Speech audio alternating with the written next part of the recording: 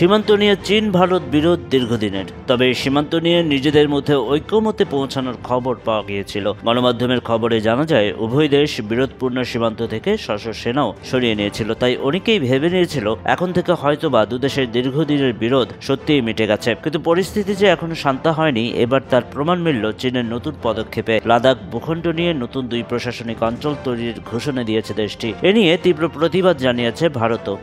চীনের রাষ্ট্রীয় সংবাদ মাধ্যম সিনহুয়া গত সপ্তাহে জানায় চীনের উত্তর পশ্চিমের জিনজিয়াং ও উইগুর অটোনোমাস রিজিয়নকার নতুন 2টি কাউন্টি বা প্রশাসনিক অঞ্চল প্রতিষ্ঠার ঘোষণা দিয়ে। অঞ্চল দুটির নাম যথাক্রমে হোয়ান কাউন্টি ও হেকাং কাউন্টি। চীনা কমিউনিস্ট পার্টির কেন্দ্রীয় কমিটি এবং রাজ্য পরিষদ এরই মধ্যে নতুন কাউন্টি দুটির অনুমোদন দিয়েছে। নতুন প্রশাসনিক অঞ্চল দুটি চীনের হোতান প্রিফেকচারের মাধ্যমে পরিচালিত হবে বলেও জানায় সংবাদ মাধ্যমটি। কিন্তু এই অঞ্চল দুটির বেশ কিছু অংশ ভারতের লাদাখে পড়েছে। স্বাভাবিকভাবেই দেশটির এই পদক্ষেপের ক্ষোভে ফুঁসছে নয়াদিল্লি, যার তীব্র প্রতিবাদ জানিয়েছে দেশটির পররাষ্ট্র মন্ত্রণালয়। এক সংবাদ সম্মেলনে পররাষ্ট্র মন্ত্রণালয়ের মুখপাত্র রণদীপ জয়সওয়াল বলেন, এই তথাকথিত কাউন্টির কিছু অংশ লাদাখের ভেতরে পড়ে এবং ভারত কখনোই এই এলাকায় চীনের অবৈধ দখলদারিকে স্বীকৃতি দেয়নি। তিনি বলেন, আমরা হোটান প্রিফেকচারের অধীনে 2টি নতুন কাউন্টি প্রতিষ্ঠার ঘোষণা দেখেছি। তথাকথিত এই কাউন্টিগুলোর কিছু অংশ ভারতের কেন্দ্রশাসিত অঞ্চল লাদাখের ভেতরে পড়ে। আমরা কখনো এই এলাকায় চীনের অবৈধ দখলদারি